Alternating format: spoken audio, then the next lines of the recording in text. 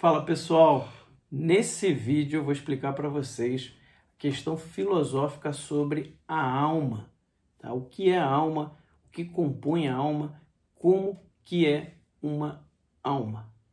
Então já vai dando o like aqui embaixo, compartilhe o vídeo e se inscreva no canal.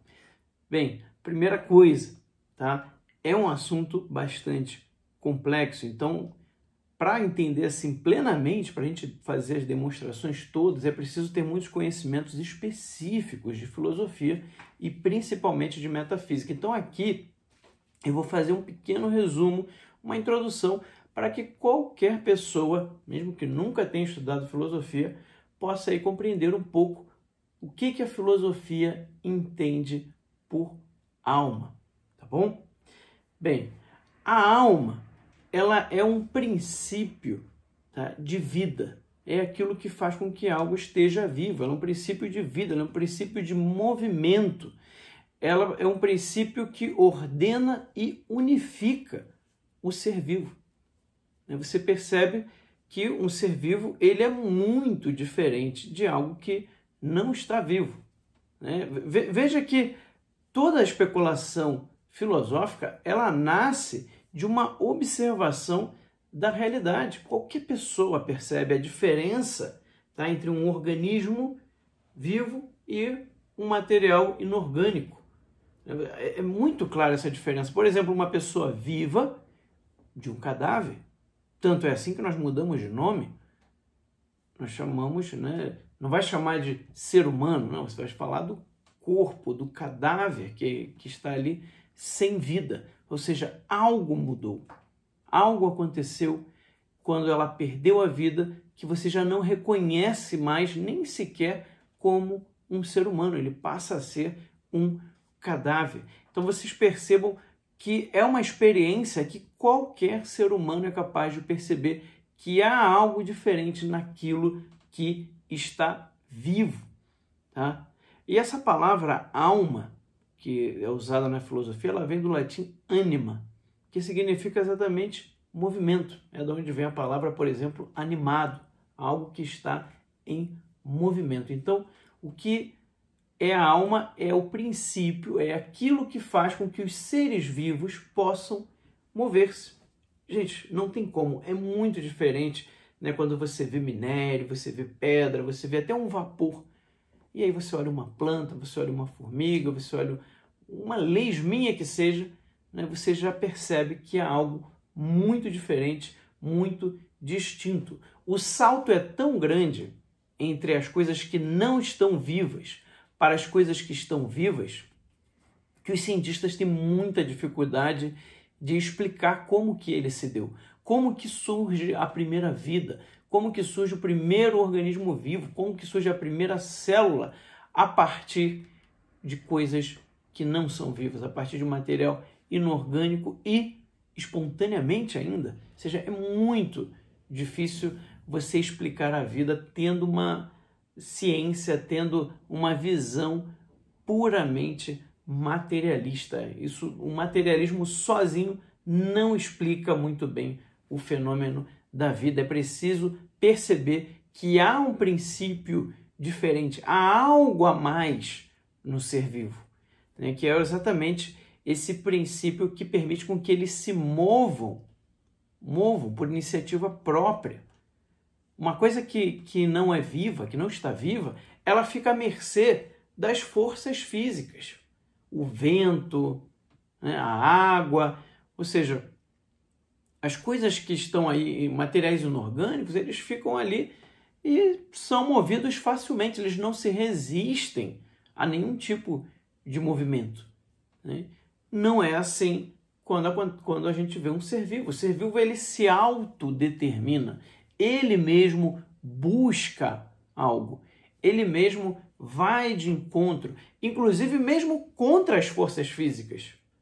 Você pode ver plantas que nascem assim em situações que era praticamente impossível, ou seja, contra todo o ambiente em que ela está, ou uma ave que está voando contra a direção do vento. Isso é típico de ações de um ser vivo. E aí você percebe, tem algo distinto. Não é pura matéria que está ali, né, como uma pedra, como qualquer coisa que não seja vivo. Existe algo a mais nos seres vivos. Tá? Esse princípio que dá esse movimento, né, esse princípio que mantém a unidade, que faz com que esse ser vivo seja capaz de fazer várias coisas, esse princípio que está dentro do ser vivo é o que na filosofia a gente chama de alma.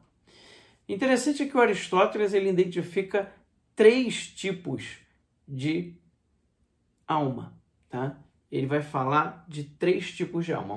Um tipo de alma que ele chama de alma vegetativa, a alma sensitiva e a alma intelectiva. O que seria a alma vegetativa? O próprio nome já está falando, próprio dos vegetais. Então ela tem certas capacidades que na filosofia nós vamos chamar de faculdades da alma. Então quais são as faculdades de uma alma vegetativa?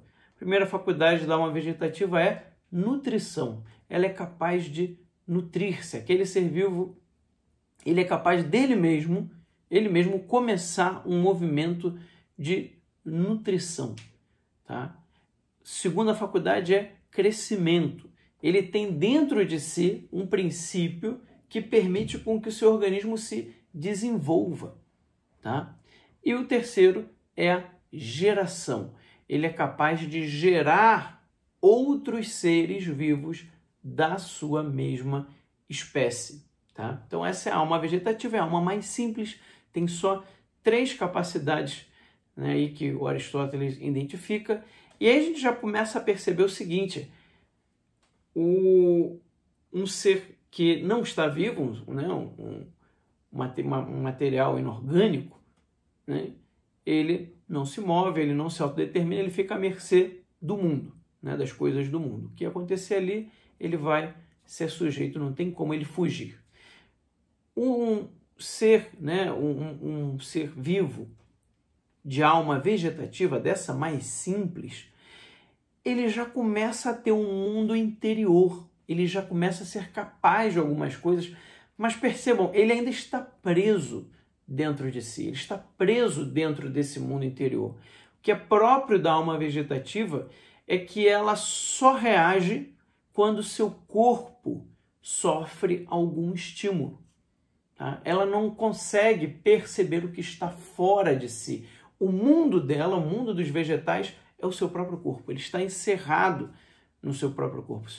O seu corpo é o seu mundo todo. Então veja como que é uma coisa bem simples, bem pequena. Ela reage ao mundo externo? Sim, mas quando ela reage, quando acontece algo no seu corpo, então aí há uma reação. Em maior ou menor grau, né? Vai depender de quão elevado, aí, quão desenvolvido for essa planta, esse vegetal que você está considerando. Bem, o segundo tipo de alma que Aristóteles vai falar é a alma sensitiva. Tá? Na alma sensitiva, você já tem outras faculdades, você já tem outros tipos de faculdades, que é a locomoção, o apetite. O que são apetites? Apetites são tendências interiores que nós temos para buscar o que a gente precisa. Elas fazem uma força, né? São forças interiores que nos fazem buscar aquilo que nós precisamos. Os antigos vão resumir em busca o prazer e foge da dor. Isso é próprio da alma sensitiva, isso é próprio disso que eles chamam de apetites, essas tendências. O animal, né, ele está sempre, nós temos também isso em nós, né, está buscando aquilo que é mais prazeroso, que é comida, bebida, descanso, prazer sexual, e ele foge da dor, por exemplo, para proteger a própria vida contra algum perigo que ele perceba. Além disso, a alma sensitiva também tem sentidos, daí vem o nome, alma sensitiva, que são de 2 tipos, os sentidos exteriores e os sentidos interiores. Os sentidos exteriores, o que eles são? São aqueles 5 sentidos que todos nós conhecemos exatamente porque veio daí. É o olfato, a audição, a visão, o paladar e o tato. Tá? Esses são os 5 sentidos, todo mundo já conhece, não vou me deter tanto neles. Mas o interessante é que o Aristóteles ele reconhece 4 sentidos interiores, e aí está uma questão que a gente não ouve muito falar, pelo menos 2 deles a gente não ouve muito falar. Então, o primeiro sentido interior que Aristóteles vai falar é o chamado senso comum, ou, para ficar mais fácil de entender, sentido comum, tá? Porque senso comum, na nossa linguagem normal, significa outra coisa. O que é esse sentido comum que o Aristóteles fala? Ora, não sei se você já parou para perceber, mas cada órgão do nosso corpo faz uma coisa muito distinta. Então você tem os seus olhos aí, né, que são responsáveis pela visão, e os ouvidos pelo som, o paladar, né, pelo gosto, o olfato, o cheiro, e o tato, as sensações. Só que quando você tem a experiência na sua mente, na sua inteligência, quando você recebe essas informações, apesar de cada órgão ser separado um do outro e cada órgão captar uma informação completamente distinta, uma imagem não tem nada a ver com som, por exemplo, ou seja, quando você recebe essas informações todas, elas não vêm de maneira caótica, elas não vêm todas separadas, né, emboladas de uma maneira que você não consegue entender o que você está recebendo de informação. Não, elas vêm de uma maneira unida. Você percebe as coisas que chegam pelos seus 5 sentidos como se fosse uma coisa só. Ou seja, quando você está vendo um cachorro latir, os seus olhos estão vendo a imagem do cachorro e o seu ouvido é que está escutando o latido. Mas a sensação, a experiência que você tem quando você recebe essa informação é que as coisas estão unidas, que é uma coisa só. Tá? É uma coisa só. Quem faz esse papel de unir as informações dos sentidos é essa faculdade, essa capacidade que a alma sensitiva tem, que o Aristóteles chama de sentido comum. Né? Como se estivesse ali num pano de fundo que une isso. Além disso, esse sentido também é responsável pela gente ser consciente de que estamos vendo, de que estamos ouvindo. Ou seja, você não só vê, mas você é consciente de que você está vendo. Né? Então, tudo isso, essas 2 coisas que eu expliquei para Aristóteles é o sentido comum que faz isso, explica muito, tá? Porque a nossa experiência é unificada.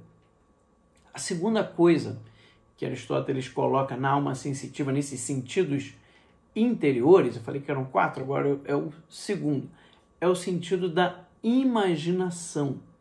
Tá? O que é o sentido da imaginação? O Aristóteles também usa, né, na filosofia se usa o nome de fantasia. Não é exatamente como a gente entende imaginação. Tá? A imaginação é exatamente a faculdade, a capacidade, né, da alma, a faculdade da alma que recebe essa imagem do exterior, essa imagem que já está unificada, ela o sentido comum comunica essa imagem para a nossa imaginação. Então a imaginação ela é responsável por reter essa imagem que a gente está recebendo naquele momento. Tanto que mesmo que você tire, mesmo que você não olhe mais para aquele objeto, você ainda consegue ter aquela imagem na sua mente, você ainda consegue ver como se você estivesse vendo ainda. Né? Óbvio, não mais pelos sentidos, mas senão essa imagem que está formada na sua imaginação ou fantasia, como o Aristóteles chamava. Tá? Agora, uma outra coisa que a imaginação também faz, e aí sim tem a ver com o que a gente faz, é que a imaginação ela também é capaz de produzir imagens, ela é capaz de ligar imagens distintas, tá? E formar aí uma imagem na nossa mente. Tá? Então, primeiro o sentido comum, que unifica a informação dos sentidos, depois a imaginação, que forma essa imagem unificada da realidade para nós. E é por isso que a gente consegue lidar bem com a realidade, porque na realidade tudo é unificado. Se fosse tudo uma confusão dos sentidos, provavelmente o ser humano nem sobreviveria. Um outro sentido interno é a memória. A memória, sim, tem um pouquinho mais a ver com o que a gente entende por memória também normalmente. Ou seja, mas nesse caso a memória são imagens do passado, imagens que você guardou e que você é capaz de trazê-las de volta na sua mente, que você é capaz de relembrar. Então essa capacidade de guardar coisas do passado, coisas anteriores, isso quem faz é a faculdade da memória. Um quarto sentido interior, e é bem interessante esse, é o quarto e último, é o que Aristóteles chama de estimativa. Hoje seria bem próximo do que se entende por instinto. O que é essa estimativa que há nos animais, tá? No ser humano vai ter um outro nome.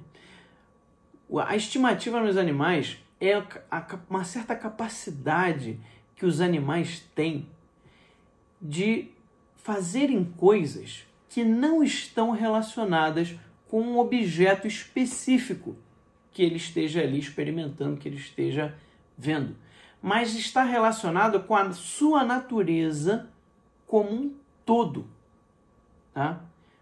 Vou dar um exemplo para ficar mais claro. Por exemplo, a ovelha, quando ela foge do lobo, ela não está fugindo do lobo por causa da imagem do lobo ou da forma que o lobo tem. Não, é essa estimativa que reconhece no lobo algo perigoso, algo nocivo para ela, e então ela foge. O passarinho quando está fazendo um ninho, ele não pega os galhos, tá? Ele não vai ali coletando galhos para fazer um ninho por causa de algum prazer que aquilo ali naquele momento está dando a ele, não.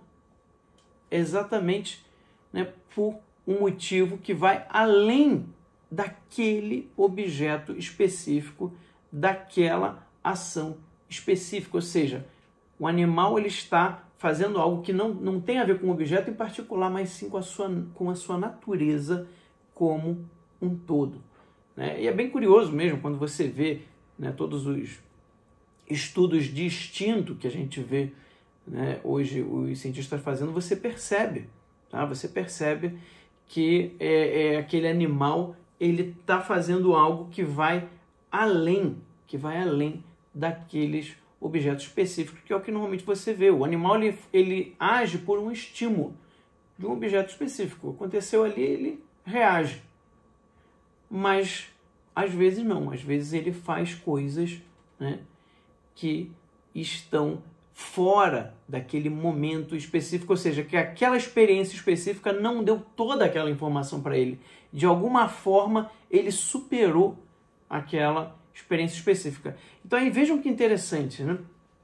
Os animais já têm dentro deles algo que foge à própria matéria, né? A própria experiência específica. Ele já tem alguma coisa ali que ainda é pouca, mas que você já percebe que tem algo a mais, tá? Que faz com que ele haja de certa maneira. E é isso que o Aristóteles vai chamar, então, nos animais de estimativa. Então você perceba que há um grande salto entre a alma sensitiva e a que eu falei primeiro, a alma vegetativa, que é própria das plantas e dos vegetais. É óbvio que a alma sensitiva também tem todas as faculdades da vegetativa, mas ela é muito mais. Vocês percebem o seguinte, antes eu falei que os vegetais eles estavam dentro de si mesmo, eles estavam presos no seu mundo interior, eles só conseguem reagir a estímulos que acontecem no seu corpo. O animal não. Graças aos apetites e aos sentidos, eles conseguem obter informação do mundo exterior e conseguem reagir a esse mundo exterior, eles conseguem buscar coisas que estão do lado de fora. Então veja que o animal ele já sai de dentro de si, ele já começa a se relacionar com as coisas que estão à sua volta. Você vê que é uma capacidade muito superior aos vegetais. óbvio que os animais eles não ainda saem dos objetos específicos ali, das questões da experiência que ele está vivendo naquele momento, com algumas aí pequenas exceções. O terceiro tipo de alma é o que Aristóteles vai chamar de alma intelectiva, tá? Ou alma espiritual, que é própria dos seres humanos, né? Ou seja, é ela quem dá a capacidade racional do homem, tá? Falando de maneira bem resumida, ela inclui todas as faculdades anteriores da alma sensitiva, da alma vegetativa, sendo que no caso da alma sensitiva, em vez de ser estimativa, vai ter um nomezinho especial de cogitativa, tá? Mas aqui a gente não vai entrar tanto nessa parte. E o que adiciona mais? De maneira bem resumida, é inteligência e vontade, que são próprios dos seres espirituais, próprios dos seres que não estão limitados pela matéria. E é importante você entender também o seguinte, não quer dizer que o homem tem 3 almas, tá? Isso não é possível, porque a alma, ela é uma unidade, ela é algo muito simples, não é composta. Quando a gente divide aqui nessas faculdades, isso é para nós entendermos melhor, para o ser humano compreender que precisa dividir em partes. Mas, na realidade, tudo isso se dá numa unidade, e quando a gente fala de alma, é uma unidade muito simples, a alma espiritual mais simples ainda. Então, não entenda aqui, né, não é isso que eu estou dizendo, de ter 3 almas ou nada parecido. É que existe um princípio filosófico que diz: quem tem o mais, tem o menos. Logo, a alma intelectiva, ela vai ter, ela sozinha, tem todas as capacidades, todas as faculdades que a alma sensitiva e a vegetativa têm. Bem, então, o que é que a gente vê, qual que é a grande diferença para um ser racional, um ser que já possui essa alma intelectiva, né? Uma alma espiritual? É a inteligência, a presença da inteligência e da vontade, tá? Essa capacidade que o ser racional tem, que o ser humano tem, de abstrair um objeto específico e dele você consegue tirar uma verdade universal, tá? Então você consegue abstrair de objetos específicos, você está vendo as coisas, você consegue ter várias experiências e dali você tira uma verdade universal. Tá? Você vê algo que está independendo da matéria, por exemplo. Você consegue ver leis universais, princípios universais que independem de qualquer objeto material, tá? Que está fora, inclusive, da limitação do espaço-tempo. Tá? Porque você, inclusive, consegue pensar em coisas do passado, consegue prever coisas do futuro, tudo com uma informação de coisas específicas que você colheu. Tá? Então, isso demonstra que você tem dentro de você um princípio que supera as coisas materiais, que supera essas experiências específicas que você teve, senão você não seria capaz de chegar a conclusões, a leis, a princípios universais. Muita gente tem dificuldade de perceber a diferença do que eu estou falando, porque eles confundem essa capacidade que é espiritual, puramente espiritual do ser humano, com os sentidos interiores, com a imaginação, com o sentido comum, com a estimativa nos animais e cogitativa no ser humano. Por quê? Porque esses sentidos interiores que são próprios de uma alma sensitiva, que nós temos também, eles são partes do nosso corpo.